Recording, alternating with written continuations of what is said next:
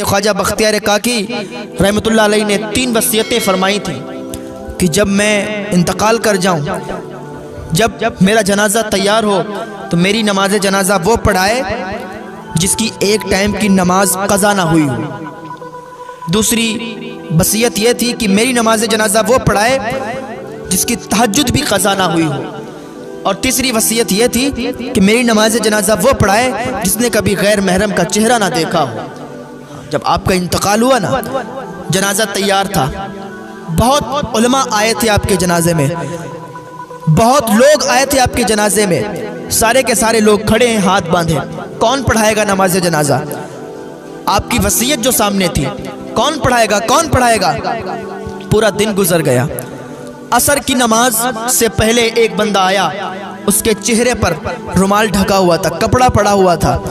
आया और ख्वाजा बख्तियार काकी रहमतुल्लाह अलैह का जनाजा जहाँ पर रखा हुआ था वहाँ पर आके खड़ा हो गया और कहने लगे, ख्वाजा तुमने मेरा पर्दा फाश कर दिया, दुनिया को मेरी हकीकत पता चल जाएगी कि मैं कौन हूँ। वो बंदा इतना कह रहा था, वो इंसान इतना कह रहा था कि मैं कभी भी दुनिया वालों को नहीं बताता, मैं कभी भी दुनिया के सामने जाहिर नहीं होता, लेकिन आपकी जो वसीयत थी इसके मुताबिक कोई आगे नहीं बढ़ रहा है, कि वसीयत के मुताबिक कोई आगे नहीं आ रहा है जो आपकी नमाज जनाजा पढ़ाए। क्या ख्वाजा बख्तियार काकी, आज मैं अपना पर्दा हटा रहा हूँ, दुनिया वाले मेरा चेहरा देख लेंगे। और उस इंसान ने, उस मर्द कलंदर ने अपने चेहरे को खोला, अपने चेहरे से रुमाल को हटाया, अपने चेहरे से पर्दे को हटाया। कोई और नहीं था, वो वक्त का बादशाह सुल्तान शमसुद्दीन अल्तमश था। हाँ, इतना नेक बादशाह, इतना नेक।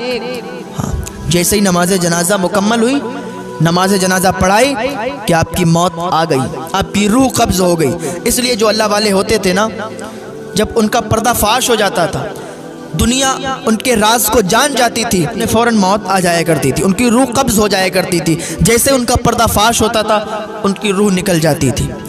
अल्लाह से डरने वाले लोग होते थे, अल्लाह से खौफ करने वाले लोग होते थे।